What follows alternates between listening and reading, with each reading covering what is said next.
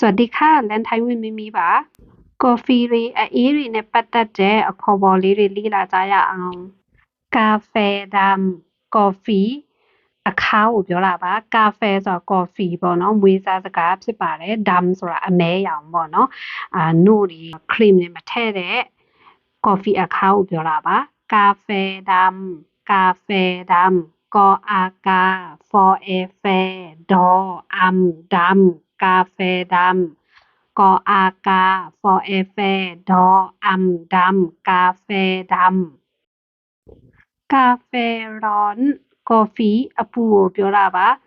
ร้อนဆိုတာပူတာပေါ့နော်กาเฟร้อนกออากาฟอเอแฟรออนอร้อนไม่โทรร้อนกาเฟร้อนกออากาฟอเอแฟรออนอร้อนไม่โทรร้อนกาเฟร้อนกาเฟเย็นကော်ဖီအေးကိုပြောတာပါเย็นဆိုတာအေးတာပေါ့နော်กาเฟเย็นกออากาฟอเอแฟยอเอกนอเย็นအဲ့ဒီနှလုံးကစလိုက်เอกဖြစ်ပါတယ်เนาะအတူမြောင်တရာဖြစ်ပါတယ်กออากาฟอเอแฟยอเอกนอเย็นกาเฟเย็นอเมริกาโน่ပြောတာပေါ့နော်ကော်ဖီအခါပါပဲတကြားတွေနုစီတွေမပါတဲ့ဟာပေါ့နော်အမေရိကနိုထိုင်းကတော့ထိုင်းအတန်ထွက်မှာပေါ့အမေရိကနိုအော်အာမောအေမေရောအီရီကောအာကာနိုအိုနိုမဲအိနိုအမေရိကနိုအော်အာမောအေမေရောအီရီကောအာကာနိုအိုနိုမဲအိနိုအမေရိကနိုEspresso သူကကြတော့ကော်ဖီအခါရဲ့အချိုရဲ့နို့ပါတယ်ပေါ့နော် Espresso or a so esporo a so presso o so မ eso espresso ထိုင်းလိုကတော့ press လို့အတန်ထွက်တယ်အင်္ဂလိပ်လိုက press ပေါ့နော် p အတန်ထွက်တယ်ထိုင်းလိုကြတော့ပအတန်ပေါ့နော် press ဆိုပြီးထွက်တာပေါ့နော် or a so esporo a so presso o so မ eso espresso cappuccino သူကကြတော့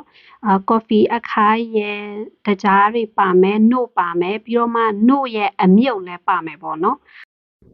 cappuccino ခေါ်အခါပေါ်ဦးပူချောဤချီနော်အိုနိုမအိနို cappuccino ခေါ်အခါပေါ်ဦးပူချောဤချီနော်အိုနိုမအိနို cappuccino latte လာတီးပေါ့နော်သူကကြတော့နို့တွေပိုများမယ်နည်းနည်းပိုချိုမယ်ပေါ့နော်သူကစိမ့်လေးပေါ့latte လောအာလာတော့အေတေမိုက်ထိုတေ latte လောအာလာတော့အေတေမိုက်ထိုတေ latte mocha သူကကြတော့espresso ရဲ့နို့ရဲ့ပြီးတော့မှချောကလက်ရဲ့ရောထားတဲ့ကော်ဖီဖြစ်ပါတယ်နော်mocha မောအောခေါ်မော့ခေါ်အခါไม่เอกค่ะ mocha မောအောခေါ်မော့ခေါ်အခါไม่เอกค่ะ mocha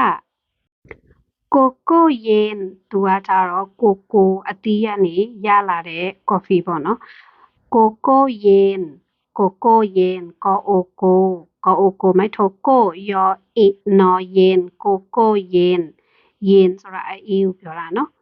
ကောအိုကိုไม่โทကိုယောအိနော်เย็นကိုကိုเย็น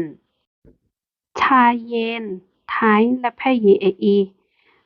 ชาไทยလို့လည်းခေါ်တယ်နော်လက်ဖက်ရည်အေးပါပဲနော်ชาเย็นชาဆိုတာလက်ဖက်เย็นဆိုတာအေးသည်ชาเย็นชออาชายออินอเย็นชาเย็นชออาชายออินอเย็นชาเย็นเนาะပြောင်းပြန်လည်းမခေါ်နဲ့အောင်เนาะเย็นชาဆိုလို့ရှိရင်အဓိပ္ပာယ်လုံးဝပြောင်းသွားတယ်เย็นชาဆိုရင်အေးတိအေးဆက်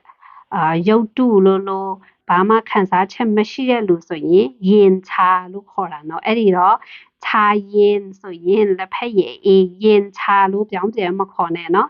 အတိတ်ပဲလုံးဝပြောင်းလဲသွားပါတယ်ချာเขียวလက်ဖက်စိမ်းကိုပြောတာပါชาเขียวชาเขียวชออาชาขออียาวอเขียวชาเขียวชออาชาขออียาวอเขียวชาเขียว